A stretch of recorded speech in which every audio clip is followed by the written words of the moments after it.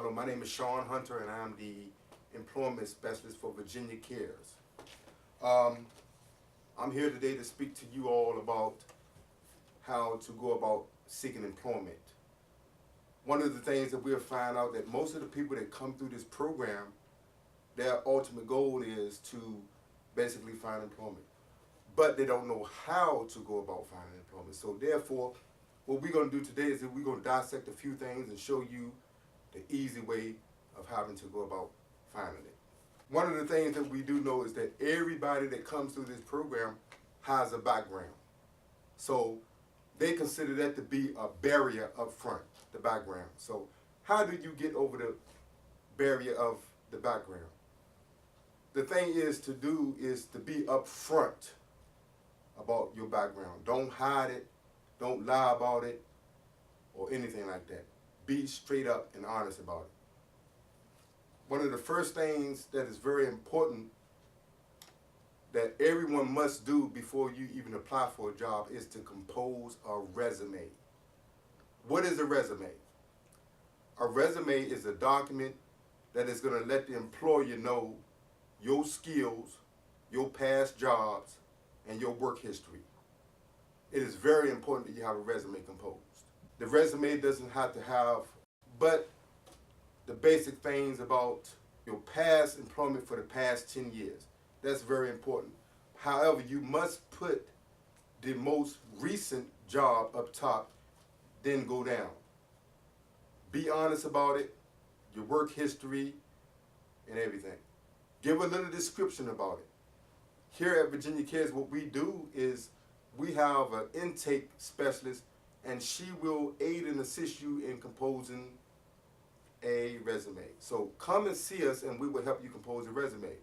Some of those of you who've been incarcerated for a while, you may feel that, well, the only work I've done is in jail. Can I put that on my resume? The answer to that is yes, you can put that on your resume. If you worked in the kitchen, in a facility, if you've done landscaping in a facility, can you use that? Yes. That is a job, you did get paid for it, so you can put that down. So who would your employer be?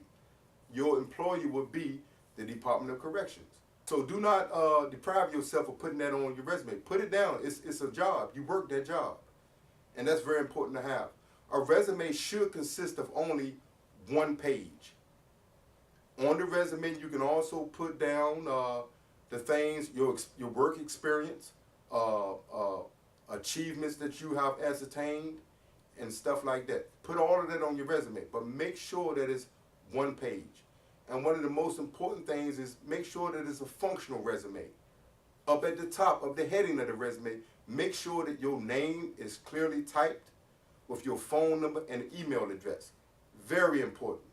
Don't put some slang email up top like chuckboogie.com as your email address. Put your first initial or your name like sean.hunter@yahoo.com. But do not use the slang, at all, period. Another essential element also is not only on your resume, but it's on your voicemail on your phone. When you leave your phone number, if you have a voicemail set up, basically just leave your name up there. But don't have it to the extent to where they have to listen to some rap music or some type of, slang stuff that's going on. We need to stop all of that. We selling ourselves. That's what it's about. Going into the job is about selling yourself. So that's very important. To move on, again, what skills do you have? Do you have any skills? If you come out and you're looking for a job and you don't have any type of skills, you need to know that basically the jobs that you're going to be applying for are entry-level positions. And you can't say, well, I'm not going to start out with a job that's not paying $12 or $13 an hour. Sometimes you have to start at minimum wage. And once you start at minimum wage, you build from that on up, from experience. Work experience is very important. But one of the most important things is that after the resume is to get on the job search. You must realistically set goals for jobs that you know that you have the skills or the tools to apply for. Don't apply for an outlandish job that you know you don't have the skills or the tools to apply for it. So, therefore, look for jobs that fit your transferable skills. I always advise people that, when you come out or if you got a background, apply for jobs that I call them door openers, that you can get in and you can establish yourself and show someone that you got some ethics about yourself. And with that I mean is that you get in, you work, you show up for time on work, you're never late, you don't miss days of work, and you work. If you see other people that's lethargic, that's sitting around and on their phone or doing the things that they don't supposed to do, that don't mean that you should do it. You need to work to establish yourself and look at it as if this is not going to be my career, but I'm just using this job as a stepping stone. It's very important. Some people say there are not jobs out there for convicted felons. I beg to differ. Here at Virginia Cares, we have, in our last fiscal year, we have connected 238 individuals with jobs. And right today, 95% of that 238 are still working these jobs. So there are jobs out there. It's all about you knowing how to go out there and look for a job. To look for a job is a job. So you got to get up, you got to set goals, short-term goals, and you got to say, well, within 30 days, I always tell my clients, within 30 days, you got to have it in your mind, within 30 days, I'm going to have me a job. So if you set a goal, you also got to have a method in which to ascertain that goal. So what is the method? The method is to go out, start finding out what jobs are out there. How do you do that? Look in the newspaper, Google jobs, the internet, Craigslist. But I try to encourage individuals to stay away from experience, to stay away from that Indeed, that Monster.com, Monster Jobs and stuff, because the only phone call you're going to get from them is asking you to sign up for school. So I would advise to stay away from it. It's a waste of time and it's a lot of work that you'll be putting into it. Another important thing is those of you who have Facebook pages. Employers look at Facebook pages because a Facebook page is going to tell them something that they haven't seen in the interview. So be careful what you put out there on the Facebook page. If you're out there drinking and you got bottles all up and you got pictures of it out there, they're going to see it. If you're a party goer, if you this, a whole lot of you put a whole lot of unnecessary stuff out there on the Facebook page. One of the first things that they do, I'm telling you, what I know from experience is that the employer looks at the Facebook page. If there's no one else on the job that can speak for you, that know who you are, they will look at a Facebook page. So it's very important that whatever you have out there, I hope that it's good. Or if not, you need to erase it and put good stuff out there. Because your Facebook page, if it's open to the public, they can see it. So be very careful what you put out there. You had a bad day at work. I wouldn't go on Facebook page and say, oh, I hate my job. My boss did this, they did this. We have people that do that. Again, when you're out looking for a job, it's good to network. What is networking?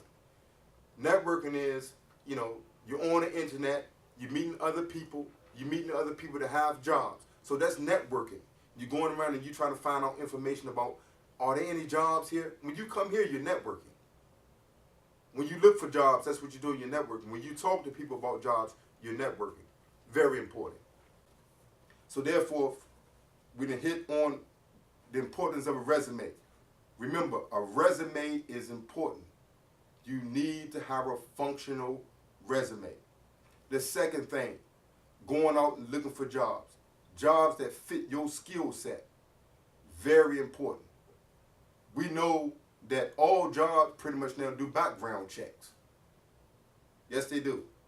They check your criminal history because they want to see how long ago that crime was, how severe the crime was, and if the job that you're applying for, are you even eligible for that crime? Because in certain jobs, certain barrier crimes, you can't even work for certain jobs.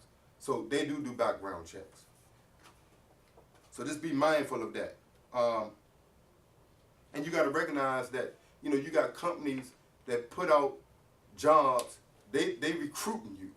So there's a cost for them to advertise these jobs and to put them out there and to have people to recruit, and they're trying to make the best fit for that job. So remember, it's all about how you're selling yourself. You have to sell your own self. I can't do it. No one else can sell you. Employment. Keep it in mind. It's very important. The three main essential things that every human being needs is housing, food, and clothing. How are you going to get it if you don't have a job? You have to have a job in order to ascertain those three things. Most people getting up out of prison, they have fines they have to pay. Some of them have child support and other things. But you have to eat, you have to have somewhere to live, and you have to clothe yourself. So get that job and start off doing the necessary things that you're supposed to do. So that's very important. Again, so when you have made it to that point to where you've looked for jobs, you put in for jobs, and hopefully you ascertain that interview. It is very important that when you go on an interview that you dress properly. Don't go in there with a baseball cap on, turned around backwards. Don't go in there with headphones around your neck playing music. Don't go in there with your phone on. Don't go in there after you just smoked a cigarette. Go in there well prepared, clean, well manicured. You don't have to wear a suit and tie like I do. I'm saying this is how I want a button-up shirt. It's very important. A whole lot of people don't want to hear that stuff, but it's very important. The first impression, it means a whole lot. And an employer makes that first impression of you within the first 10 to 15 seconds of you entering that room. So your dress is very important on how you dress. Very important. So dress properly. Wear a button-up shirt. You can have on jeans, but do not wear no sneakers.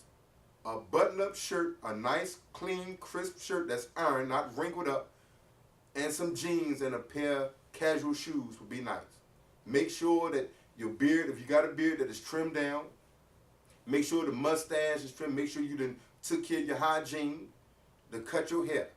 For the women, you can wear dress slacks. You can also wear jeans, but make sure you wear a nice button-up blouse.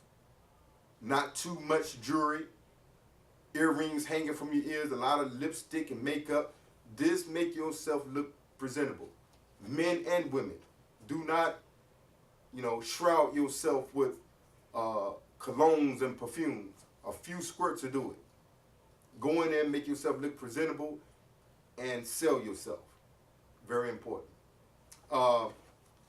Some other issues on that. Men and women who have a lot of tattoos on themselves. I would encourage you to wear a long sleeve shirt. Cover up as much of the tattoos that you possibly can. Some jobs will not hire you if you have tattoos in certain areas that's being exposed to the public. They don't like it, they don't want it, and they will not hire you behind the tattoos that's placed on your body. And however, when you go to an interview, your interviewing skills are very important. As I said, later on, I will show you that when you go in and you see the employer, what you must do. A whole lot of people don't understand.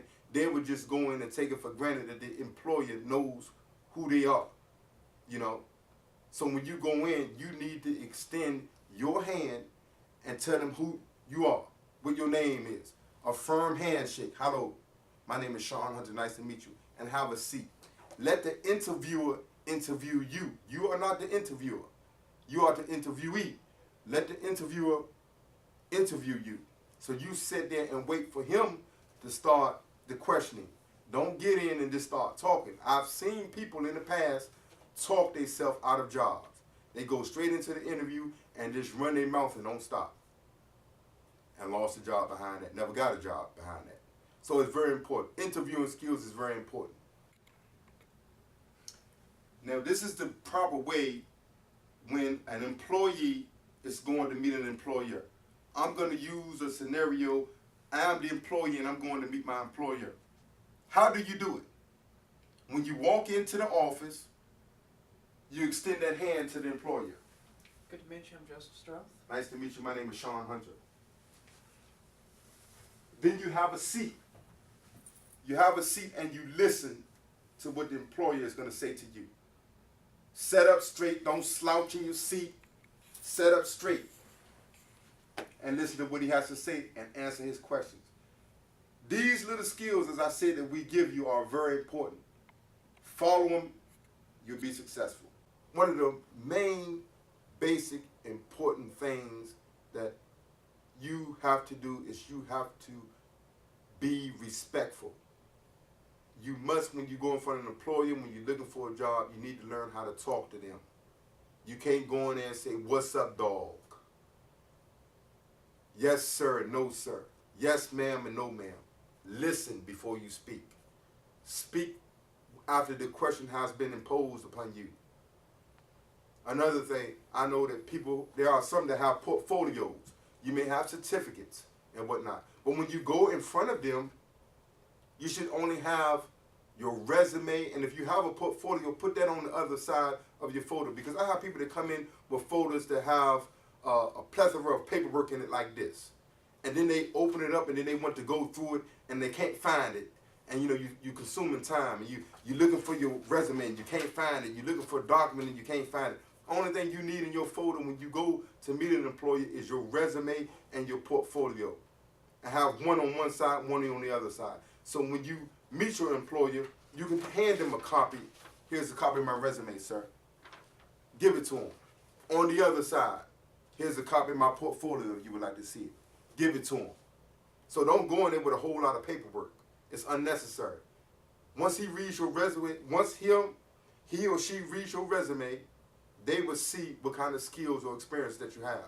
So that's another thing to eliminate a whole lot of unnecessary, taking a lot of paperwork, consuming a whole lot of unnecessary time. Remember, the resume should be one page only. If you get offered that job, again, what we look for and what we try to teach our clients is job retention. What do I mean by job retention? Job retention means maintaining that job. How can I maintain my job? Number one, go to work on time. Number two, don't miss days of work. Number three, don't be lethargic. Work, even if it's a job that you don't like, do what you're supposed to do. However, if they offer overtime to you, accept it.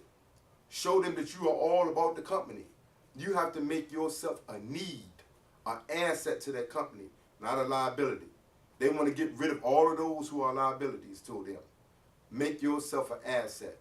These are some of the things that I'm telling you are just some basic things on employment and how to keep a job, how to go about looking for a job. But you got to have it instilled in you that when I get this job, I'm going to keep the job. I have so many clients that come to me that have quit jobs or lost jobs behind silliness because they say they didn't get along with the boss. So the boss told them to do something and that wasn't in that job description. You got to recognize that is the boss. You have to do what the boss tell you to do. If you don't want to work there, if you have a complaint with the boss or whatever, do it in a professional manner. Especially if you're an ex-offender and somebody like a Virginia Cares that sent you somewhere, don't mess it up for the next man that wants the job. So what you have to do is, bow out gracefully. Thank the employer. "Thank you, sir, for offering me this job, but I don't feel that this is the job for me." And go on in a graceful manner. That'll leave that door of opportunity open for somebody else. Maybe you don't want it, but maybe somebody else wants it. So don't do nothing stupid to close the door for other individuals that's trying to come through there. These are very important issues, so it's not all about you. It's all about the other ones that's in line coming behind you. Either you can shut the door or you can help open that door. But recognize, and I try to extend to all of you out there that have kids, that you got to recognize that you need to put them first. It's not about you working for yourself. It's about you working to take care of your responsibilities as a man or as a woman. Very important thing. That child did not ask to be brought into the world, so therefore you have to be the provider for that child until that child is old enough to take care of itself. Very important things to think about. These are some very important things that you may not recognize that could help you or allow you to get into the door to meet the employee. Very important things, basic things. But as I said, so we didn't hit on the resume. one page. We've hit on how to go about looking for jobs. Number 3, how to interview. Number 4, how to dress. Etiquette, very important. Your etiquette is very important. So I think that if you follow these concepts, that this will allow you to open that door to hopefully get in and get that interview. That's the most important thing, getting the interview. If you can get in there and sell yourself and you can impress that employer to where he wants to go further and offer you that job and you land that job, hopefully you will keep it until you find you something better. That is the goal. If you're not serious about it, it's not going to work. You get out of it what you put into it. So on that, we hope that, you get out there and you be successful, not only for us, but for your family, for yourself, pay your fines and move on with your life. And the goal is to get you completely restored. Have all your rights restored. Maintain some, open yourself up a bank account. You got to recognize once you get a job, you become a taxpayer. Once you become a taxpayer, you're going to become a consumer because you're going to start buying things. So therefore, you are a contributing member of society. That's the ultimate goal. Beat down barriers. Some of you that have backgrounds, I think that you are some of the best employees that a person can ever hire because you've seen the deepest of darkness and now you see the light. So therefore, if you want to succeed and move on with your life, you can do it. It's all up to you. But I want to thank you for listening to these few words, and we will continue this process as you come through these classes and look at all the videos. And as I said, you will be successful. Thank you.